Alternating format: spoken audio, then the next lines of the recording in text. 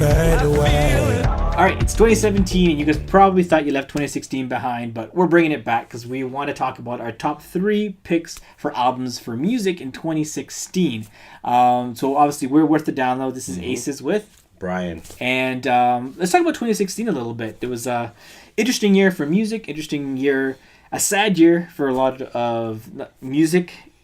Artists, heroes we've lost. A lot of artists just on the music side. On the movie side as well, right? That we lost. I mean, on the music side, we lost Lemmy at the beginning of the year from Motorhead. We lost Prince along the way. We lost George Michael right at the end of the year. David Bowie, obviously a huge one. And he released an album in 2016, which is, I'm happy and sad. Yeah, it was, right? You were happy to have an album from David Bowie after so many years, and then he died a few days later, right? And rest in peace, buddy. It's kind of it's kind of a good segue though, because I felt like 2016 was also kind of that comeback year for a lot of bands. I mean, we had a lot of bands that came out of the woodwork, right, dusting themselves off after a lot of years of not really releasing anything and dropping albums. So we had bands like Metallica after 8 years come out with a new album. We had bands like Billy Talent after a few years, Weezer, Sum 41, like a lot of bands that have just been kind of nowhere to be seen for a good number of years. You probably thought you'd wave goodbye to them, but they came back in 2016. So the thing is, a lot of people think that rock is dead, and I've actually had a conversation with a buddy of mine earlier today, and he actually explained the reason why. I don't necessarily believe that. I believe 2016 was a good start of probably like a big, I can say maybe new era, alternative rock. Maybe like I said, maybe it could be a comeback year, right, for rock and just music. I feel like there's a lot more mix of a lot of artists between genres. I remember back when I was like in my teen years, there was a lot of very just like almost like silos of music. You got like your electronic people, you've got your rock people, you've got your hip hop people, but now it's like you've kind of got a mix, right? And so definitely interesting year. So a lot of nostalgic factor with music, listening to those old bands come up with new stuff. So whether you loved it or hated it, that's a whole other question, but it's all up to you at the end of the day, right? Exactly. And so let's talk. We picked our top 3 picks personally for our favorites of the year. So let's talk a little bit about the criteria and how we came about choosing these albums.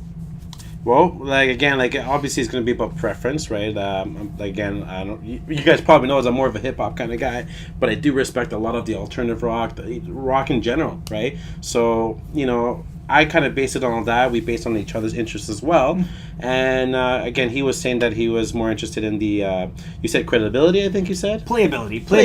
There you go. Playability was my option. What I mean by playability, guys, so you guys understand, is basically albums that I basically had it on repeat, right? When after listening to them, right, I just couldn't really put them down, and I probably still haven't put down in some cases, right? And as well as albums that I could listen to from first track to last track, and not have to skip a track in between. Pretty much. So that's kind of how I chose my albums, and so I guess let's just get down and dirty with it. Let's get on with it. So our number 3 pick. What was yours? Mine was pretty. It was good, and I was excited to hear it. It was definitely Radiohead, a moon-shaped pool. Reason why I like it, it's pretty obvious. It's Radiohead, okay? The way that they actually perform it in this particular project is kind of more it's alternative, right? And it's kind of you kind of get lost with it, but it's not like you lost. It's kind of like you get lost, but you feel good being lost. And I actually enjoyed myself a lot. He's heard it himself, and he said you kind of had the same opinion as well. What is your number 3? Okay, so my number 3 pick was a surprise album that came to me. Because I was just scrolling through my Insta feed when suddenly I got an ad saying that there was a new album being dropped by this collaboration, and I was like, "What is this? I need to figure out what this is." So I went ahead and downloaded it right away, and it was a new project by Paul Banks and RZA. Paul Banks being the main singer for Interpol, which is one of my favorite bands. So that's obviously what piqued my interest right away. I'm like, "What's this new project that he's working on?" And I gave it a listen, and I couldn't put the album down. I loved it. Got the chance to see them live, which was pretty awesome. I actually got free in Toronto. And I actually won free tickets, which was pretty awesome, right?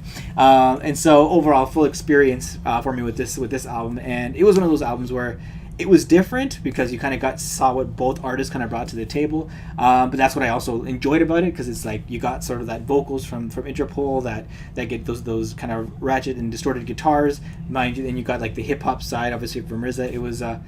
it was a really interesting album to listen to, and I think that's probably why I enjoyed it. It was a really good mix, and like the way I felt about that particular album was like I didn't think it would balance, and it balanced pretty well. Yeah, it did. It definitely did. Yeah. All right, number 2. Number 2, numero dos. What is my number 2? Oh, you know what my number 2 is? It's actually one of our homegrown in Toronto, Scarborough. His name is Abel. The Weeknd. What was the album called? Starboy. It was actually a fire album. I gotta say, we'll both talk about it. Like we actually did a review together on this particular channel, from start to finish. Phenomenal. There's like you start off with Daft Punk, you end up with Daft Punk, and you end up like sounding like MJ himself. Rest in peace, buddy. What do you think about that? I loved that album. It was actually my number 2 pick as well. So ironically, Yeah, and right? it's just because the same exact idea, right? It just sounds like every track on the album sounds like a hit. It could be almost a single for every track. I don't think there's a track that I can skip really. And yeah, that last track is hauntingly similar to MJ, which we talked about in our review. So if you didn't get a chance to, give it a watch.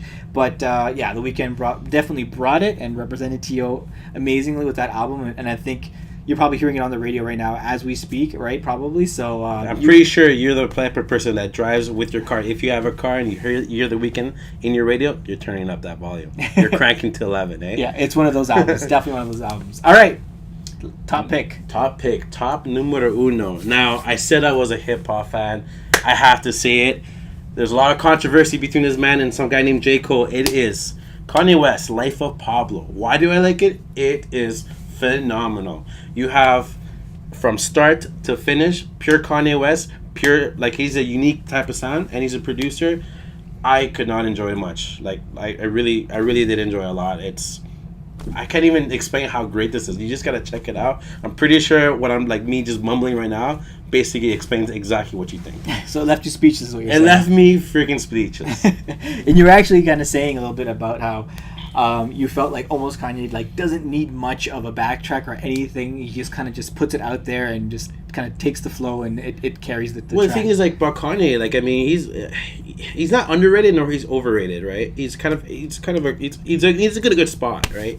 That guy can really rap with anything. He doesn't need a bass and like a snare and a kick. And that's what really makes him a very good rapper, right? And the thing about Life of Pablo in particular, coming off from an album Yeezus, which is the previous one before that, Yeezus wasn't that great. Let's be honest. And you come from Life of Pablo next, you took the show, man. You took 2016, in my opinion. So he redeemed himself? He redeemed himself hard, yeah. All right. Rock hard. Rock hard. All right, so my top pick. So my top pick, again, was actually a surprise album that came my way. My friend told me, he's like, you got to listen to this album. You're probably going to love it. He guessed me right because it now became my top album of the year. So this is a very interesting artist. If you haven't heard of them, they're actually a German artist. I don't know if you would call him an indie. He's not really an indie band. He's kind of not a solo artist. He's kind of like an electronic indie band. It's an interesting sound for sure. It's kind of an album you can listen to when you're working out. It's an album you can listen to when you're driving. It's an album that I listen to when I just want to chill. It's just an overall solid album. I love every track on it, and it's basically by this artist, self-titled album called Roosevelt. So if you haven't had a chance or you haven't even heard of this guy, definitely give it a listen because it's a solid album. Like I said, it's just a great sound, and I think it would appeal to a lot of people. And again, I actually had the opportunity to see him live when he came through Toronto a few weeks after I actually had listened to the album. And he sings in English. He does sing in English, yes. Fantastic. Yeah. Okay. And the thing is, the show, considering it's kind of like a low tempo electronic sort of sound / sort of like like indie bandish, he brought a lot of energy with it live. Solid show, solid. It was just a good time, great experience overall, and I think that's kind of part of the reason why I guess it propelled me to pick as my top pick, just because I was listening to that album like non-stop leading up to the show and then after the show, and I'm still listening to that album. So if you haven't had a chance to listen to it, because we didn't get a chance to review that one, definitely give that one a listen. Roosevelt, awesome album. So I guess what's left. We got to kick off 2017. Well, I can say 2016 is officially over, and we like to thank actually a lot of these artists coming out for 2016 and kind of prepping us for 2007. Can I ask you something, Aces?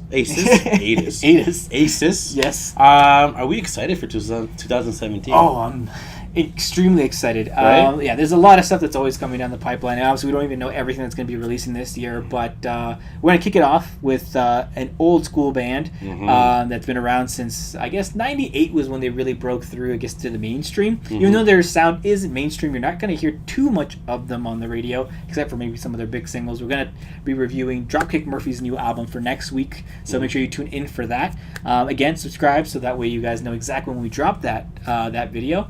And I hope you guys really enjoyed. Are we going to wear, like, kilts? We're going to wear kilts? Well, you can't even see if we're wearing kilts. You won't even know. No, you won't even know. We'll say we're wearing kilts. We're going to put the camera a little higher. All right, guys. Thanks so make for sure you everything. tune into that, guys. And I hope you guys enjoyed this review. And let us know what your favorite albums were for 2016 in the comments.